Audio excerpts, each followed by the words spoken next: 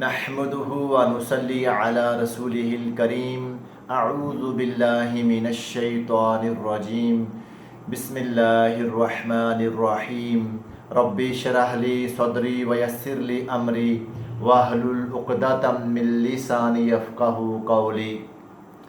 آج ہم سیدنا عبداللہ کے اوپر بات کریں گے کہ سیدنا عبداللہ کون تھے۔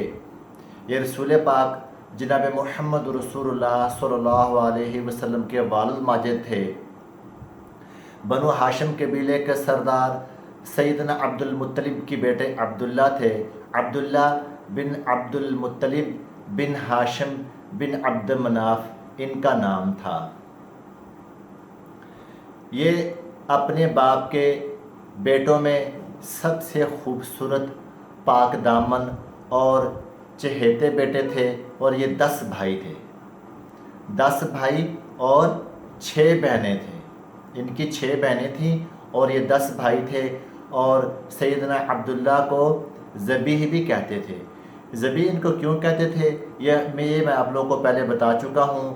وہ جو اب زمزم کے کنویں کی کھدائی والا واقعہ پھر بتاتا ہوں کہ جب سیدنا عبد المطلب نے اللہ پاک کے حکم سے آب زمزم کے کنویں کی کھدائی کرنا شروع کی، تو اس میں سے جرہم ثانی قبیلے کی چیزیں نکلیں، تو جو قریش مکہ تھے انہوں نے بھی ان کے ساتھ جا کے بحث و مباحثہ شروع کر دیا کہ ان برآمد شدہ چیزوں کے اندر ہمارا بھی حصہ ہے۔ تو سیدنا عبد المطلب نے ان کو وہ چیزیں دینے سے انکار کیا۔ آخر میں انہوں نے یہ فیصلہ کیا کہ ہم ایک کہنہ عورت کے پاس جاتے ہیں۔ تو رستے کے اندر اللہ پاک نے ان کو کچھ ایسے چیزیں دکھائیں، ایسے مناظر دکھائے کہ جس کی وجہ سے قریش کے لوگ یہ سمجھ گئے کہ یہ جو زمزم کے کنویں کی کھدائی ہے، اس کا کام صرف سیدنا عبد المطلب کے ہی ذمہ ہے۔ تو سیدنا عبد المطلب نے یہ منت مانی تھی کہ اگر اللہ پاک ان کو 10 بیٹے عطا فرمائیں گے اور وہ 10 بیٹے جو ہیں وہ جوان ہو جائیں گے، یعنی اپنا دفاع کرنے والے ہو جائیں گے، تو پھر وہ ان میں سے ایک بیٹے کو اللہ پاک کے گھر کے سامنے ذبح کریں گے۔ اللہ پاک نے ان کو 10 بیٹے عطا فرمائے، اور جب 10 بیٹے جوان ہو گئے تو انہوں نے اپنے 10 بیٹوں کو یہ بتایا کہ میں نے یہ منت مانی تھی، میں نے نظر مانی تھی۔ سب بیٹوں نے کہا کہ ٹھیک ہے، جیسے آپ کر سکتے ہیں کریں۔ تو انہوں نے یہ کیا کہ اس دور میں وہ تیروں کے ذریعے سے قرآن اندازی کرتے تھے۔ تیروں کے اوپر سب کے نام لکھے اور ان کو حبل نامی بت کے سامنے لے گئے۔ حبل بت کے سامنے ایک ان کا مجاور ہوتا تھا جو قرآن نکالتا تھا۔ اس نے پھر تیر گھمائے، وہ تیروں کو گھما کر بیچ میں پھر ایک تیر نکالتا تھا۔ جب اس نے تیر گھما کر تیر نکالا تو وہ جو تیر تھا وہ عبداللہ کے نام کا نکلا۔ عبداللہ بن عبد المطلب کے نام کا وہ تیر نکلا۔ تو سیدنا عبد المطلب نے چھری لی اور اپنے بیٹے کا ہاتھ پکڑا اور ان کو ذبح کرنے کے لیے اللہ پاک کے گھر کے سامنے لے گئے۔ تو جو آپ کا بیٹا تھا ابو طالب، اور انہوں نے وہ آڑے آ کر انہوں نے آپ کو منع کیا کہ آپ ایسا نہ کریں، اور سیدنا عبداللہ کے جو ننہال تھے، جو ان کا نانکا خاندان تھا، جو ان کی ماں کے جو عزیز و اقارب تھے، ان کے جو بھائی تھے وہ بھی آ گئے، بنو مخزوم قبیلے کے لوگ، انہوں نے بھی ان کو روکا۔ تو سیدنا عبد المطلب نے ان سے یہ کہا کہ میں نے نظر مانی تھی، اب میرے 10 بیٹے تو اللہ پاک نے مجھے عطا فرمائے، جوان بھی ہو گئے، اب میں نظر کس طرح پوری کروں؟ تو انہوں نے کہا آپ ایسا کریں کہ آپ ایک عرافہ عورت کے پاس جائیں، تو وہ اس سے آپ مشورہ کریں۔ ایک عرافہ عورت کے پاس گئے، عرافہ خاتون نے بتایا کہ آپ ایسا کریں کہ سیدنا عبداللہ کے مقابلے میں آپ 10 اونٹوں کو لے کر آئیں، پھر قرآن نکالیں، اور جب تک پورا عبداللہ کے نام پہ نکلتا رہے آپ اونٹ بڑھاتے رہیں۔ آخر میں جب 100 اونٹ مکمل ہو گئے تو پورا اونٹوں کے نام نکلا، تو انہوں نے اونٹوں کو ذبح کر دیا۔ تو رسول پاک علیہ الصلوۃ والسلام کے فرمان پاک مفہوم ہے کہ میں 2 ذبیح کی اولاد ہوں، 2 ذبیح کی اولاد ہوں، یعنی سیدنا اسماعیل علیہ السلام جب ان کے والد سیدنا ابراہیم علیہ السلام ان کو ذبح کرنے لگے تھے تو اللہ پاک نے ان کو بچایا اور ان کی جگہ پہ دمبے کو انہوں نے ذبح کیا، اور سیدنا عبداللہ بن عبد المطلب کو جب ان کے والد ذبح کرنے لگے تو اللہ پاک نے ان کو بچایا، اور ان کی جگہ اللہ پاک نے جو ہے وہ اونٹوں کو قربان کروا دیا۔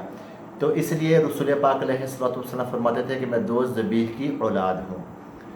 تو ان کی شادی جو تھی وہ ایک بہت اچھے قبیلے کے اندر ہوئی تھی، جو زہرا قبیلہ تھا، اس کے سردار تھے وہب، انہوں نے اپنی بیٹی کا رشتہ دیا۔ جن کا نام آمنہ تھا۔ اور میں آپ کو یہ بھی بتانا بھول گیا کہ جو سیدنا عبداللہ ہے، ان کی والدہ کا نام فاطمہ بنت عمرو تھا، اور وہ بھی بہت اچھی خاتون تھی۔ اور ان کی جو بیوی تھی ان کا نام تھا آمنہ بنت وہب، ان کی بیوی کا نام تھا، اور وہ بھی بہت پاک دامنہ اور بہت اچھی خاتون تھی، اور ان کی شادی ان سے ہو گئی۔ تو پھر ان کی جو بیوی تھی وہ امید سے ہو گئی، تو کچھ عرصے کے بعد ان کے جو والد تھے عبد المطلب، انہوں نے ان کو کھجوریں لینے کے لیے مدینہ منورہ بھیجا، تو وہاں پر جا کر یہ بیمار ہو گئے اور وہیں ان کا انتقال ہو گیا۔ ایک روایت میں علماء یہ فرماتے ہیں کہ انہوں نے شام کا سفر کیا تھا، اور وہاں سے قریش ایک قبیلے کے ساتھ واپس آ رہے تھے، تو واپسی پہ مدینہ منورہ کے قریب یہ بیمار ہوئے اور وہیں پہ یہ اتر گئے، اور وہیں پہ ان کا انتقال ہو گیا۔ اور ان کی جو تدفین ہوئی تھی وہ نابغہ جعدی کے مکان میں ان کو دفن کر دیا گیا تھا، ان کی تدفین وہاں ہوئی تھی۔ اس وقت ان کی عمر 25 سال تھی، یعنی 25 ایئرز اولڈ تھے۔ تو اکثر مورخین جنہوں نے تاریخ لکھی ہے، سیرت النبی صلی اللہ علیہ وآلہ وسلم کو لکھا ہے، ان کا یہ کہنا ہے کہ رسول پاک جناب محمد رسول اللہ صلی اللہ علیہ وسلم کی پیدائش سے کچھ عرصے کی بات ہے، یعنی آقا علیہ السلام کی پیدائش سے کچھ مہینے پہلے کی بات ہے جب آپ فوت ہو چکے تھے۔ لیکن کچھ علماء یہ بھی بیان فرماتے ہیں، ابن ہشام کی جو تاریخی کتاب ہے اس کے اندر لکھا ہے کہ وہ بتاتے ہیں کہ جب عبداللہ فوت ہوئے تھے تو اس وقت رسول پاک علیہ السلام کی پیدائش ہو چکی تھی، اور آقا علیہ السلام کی اس وقت عمر 2 مہینے تھی۔ تو جب یہ فوت ہوئے عبداللہ، تو انہوں نے اپنے ورثے میں کیا چھوڑا تھا؟ 5 اونٹ، بکریوں کا ایک ریوڑ، چاندی کے کچھ زیورات، اور ایک کنیز جس کا نام برکتہ بنت ثعلبہ جو حبشی خاتون تھی، اور بعد میں ام ایمن کے نام سے مشہور ہوئی تھیں، اور یہی ام ایمن تھیں جنہوں نے رسول پاک علیہ السلام کو اپنے گود میں کھلایا تھا۔ اور اس لیے علماء فرماتے ہیں کہ آقا علیہ السلام ان کو اماں جان کہہ کر بھی پکارا کرتے تھے۔ یہ ایک مختصر سا سیدنا عبداللہ کی زندگی کا ایک واقعہ ہے جو میں نے آپ لوگوں کے سامنے پیش کیا ہے۔ اس کے بعد آپ لوگوں کے سامنے میں رسول پاک جناب محمد رسول اللہ صلی اللہ علیہ وآلہ وسلم کی پیدائش کا واقعہ آپ لوگوں کے سامنے بیان کروں گا انشاءاللہ۔ السلام علیکم ورحمۃ اللہ وبرکاتہ۔